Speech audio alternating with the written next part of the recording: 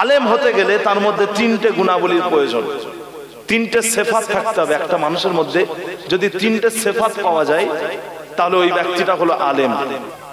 ইলম অর্জন করা, শিক্ষা অর্জন করা প্রত্যেকটা মুমিন মুসলমানের উপরে আল্লাহ পাক ফরজ করেছেন। আল্লাহ রাসূল বলছেন, তলাবুল ইলমি ফরিদাতুন আলা কুল্লি মুসলিমিন আও কামা ক্বাল।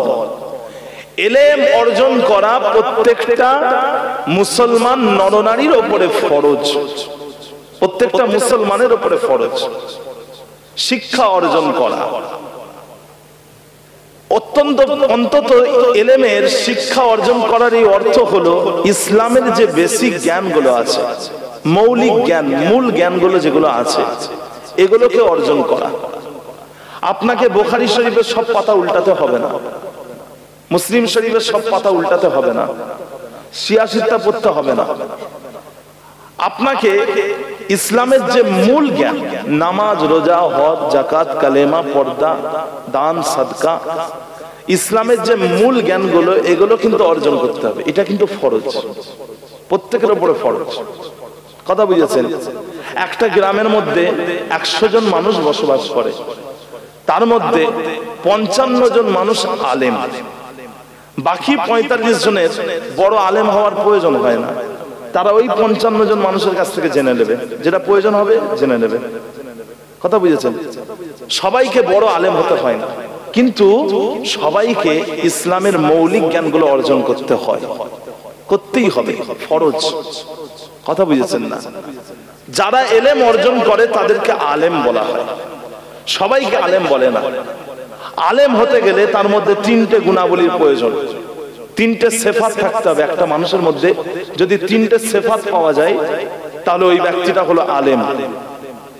প্রথম নম্বর হলো ওই ব্যক্তিকে আরবি ভাষা বলতে পারা, লিখতে পারা জানতে হবে, আরবি ভাষা জানতে হবে। দ্বিতীয় নম্বর হলো ওই ব্যক্তিকে কোরআন মাজিদ সহিহ শুদ্ধভাবে তারতিলের সাথে, মাখরাজের সাথে পড়া জানতে হবে। 3 নম্বর হলো ওই ব্যক্তিকে বড় আলেমে দ্বীনের কাছ থেকে ইলম অর্জন করতে হবে।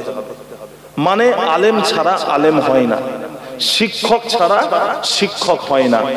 কথা বুঝেছেন? আলেম হতে গেলে আলেমের কাছে যেতে হবে, তবেই সে আলেম হবে। যদি কেউ ঘরে বসে বই পড়ে নিজেকে আলেম দাবি করে তাহলে সে আলেম নয়। পৃথিবীর বুকে যত বড় বড় মুজতাহিদিন এসেছেন, আলেম উলামারা এসেছেন, ইমাম এসেছেন, সবার কারো না কারো, প্রত্যেকেরই কেউ না কেউ উস্তাদ ছিলেন, শিক্ষক ছিলেন। মানুষদের মধ্যে সবারই উস্তাদ আছে। রাসূলুল্লাহ সাল্লাল্লাহু আলাইহি ওয়াসাল্লামের উস্তাদ ছিল না। আল্লাহ পাক রব্বুল আলামিন তিনি নিজে তিনার হাবিবের শিক্ষকতা করেছেন। দুনিয়ার কোন মানুষ আল্লাহর নবীর শিক্ষকতা করেনি, আল্লাহ পাক করেছেন। কিন্তু আরো আমরা যত মানুষ আছি সবাইকেই কিন্তু শিক্ষকের কাছে যেতে হবে ইলম সংগ্রহ করার জন্য। আপনার যদি পিপাসা পায় আপনি পানির কাছে যাবেন, পানি আপনার কাছে আসবে না, পানির হাত পানি যে আপনার কাছে চলে আসবে। আপনার যদি ইলম অর্জন করার প্রয়োজন হয় আপনি শিক্ষকের তলব করবেন, মাদ্রাসার তলব করবেন, মাদ্রাসায় যাবেন, শিক্ষকের কাছে যাবেন। কথা বুঝেছেন? আলেম ছাড়া আলেম হয় না, প্রত্যেকেই আলেমের কাছে গেছে, শিক্ষকের কাছে গেছে। হযরত ইমাম শাফি রাহমাতুল্লাহ আলাইহি, জিনার অনুসারীদেরকে শাফি মাযহাবের অনুসারী বলা হয়। ওনার উস্তাদের নাম হলো হযরত ইমাম মুহাম্মদ রাহমাতুল্লাহ আলাইহি। হযরত ইমাম মুহাম্মদ রাহমাতুল্লাহ আলাইহি, ইমাম শাফি ইমাম মুহাম্মদ রাহমাতুল্লাহর কাছে গেছেন ইলম অর্জন করতে। কথা বুঝেছেন? তো ভাইজান, ইমাম শাফি তিনি রাত্রিবেলা না ঘুমিয়ে জেগে জেগে তিনি দেখছেন যে তিনার শিক্ষক ইমাম মুহাম্মদ রাত্রিবেলা কি করে, ওটা উনি ফলো করছেন। তিনি দেখতে পেলেন উনার শিক্ষক হযরত ইমাম মুহাম্মদ ইশার নামাজের পরে একটা প্রদীপ জ্বালালেন এবং সেই প্রদীপের সামনে উনি হাদিসের কিতাব খুলে পড়তে লাগছেন, হাদিসের কিতাব খুলে পড়ছেন। আবার আলোটাকে নিভিয়ে দিলেন। কিছুক্ষণ পরে ফের প্রদীপটাকে জ্বালালেন, জ্বালিয়ে ফের কিছুটা পড়লেন, আবার আলো নিভিয়ে দিলেন। এইভাবে আলো জ্বালাচ্ছেন আর নিভিয়ে দিচ্ছেন, জ্বালাচ্ছেন নিভিয়ে দিচ্ছেন। হযরত ইমাম শাফি তিনি দেখতে পেলেন ওনার উস্তাদ ওই রাত্রে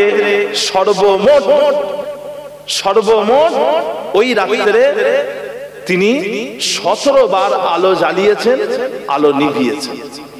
17 বার, মানে একটা রাত্রি যদি 8 ঘন্টার হয়, তা উনি আধা ঘন্টা অন্তর অন্তর আলো জ্বালিয়েছেন, আলো নিভিয়েছেন। এইভাবে গোটা রাত্রিটাকে অতিবাহিত করে দিয়েছেন। সকালবেলা হযরত ইমাম শাফি তিনি জিজ্ঞাসা করলেন, হুজুর আজকে রাত্রিবেলা কি আপনি একবার একটুখানির জন্য ঘুমিয়েছেন? এক মুহূর্তের জন্য কি আপনি ঘুমিয়েছেন? উনি বললেন, ও শাফি, ও মুহাম্মদ বিন ইদ্রিস আর শাফি, আজকে রাত্রে আমি এক মুহূর্তের জন্য ঘুমাই না। আজ রাতে আমি হাদিস থেকে 1000 মাসআলা বার করেছি।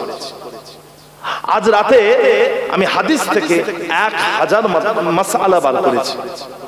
মানে উনি ওই রাত্রে মাসআলা বার করছিলেন, আর যাতে প্রদীপের যে তেল আছে ওই তেলটা যাতে ফুজুল নষ্ট না হয়, ওই জন্য বারবার প্রদীপটাকে নিভিয়ে দিচ্ছিলেন। একটু করে পড়ছিলেন আর উনি সেটাকে নিয়ে চিন্তা করছিলেন, ভাবছিলেন। আলো নিভিয়ে দিয়ে তিনি সেটা নিয়ে ভাবছিলেন। এইভাবে তিনি সারা রাত্রে সর্বমোট 1000 মাসআলা বার করেছেন। কথা বুঝেছেন তো ভাইজান? প্রত্যেকেই শিক্ষকের কাছে গিয়ে জ্ঞান অর্জন করেছেন। যেখান থেকে জ্ঞান অর্জন করতে হয় সেটা হলো মাদ্রাসা। বুঝেছেন? আল্লাহ নবী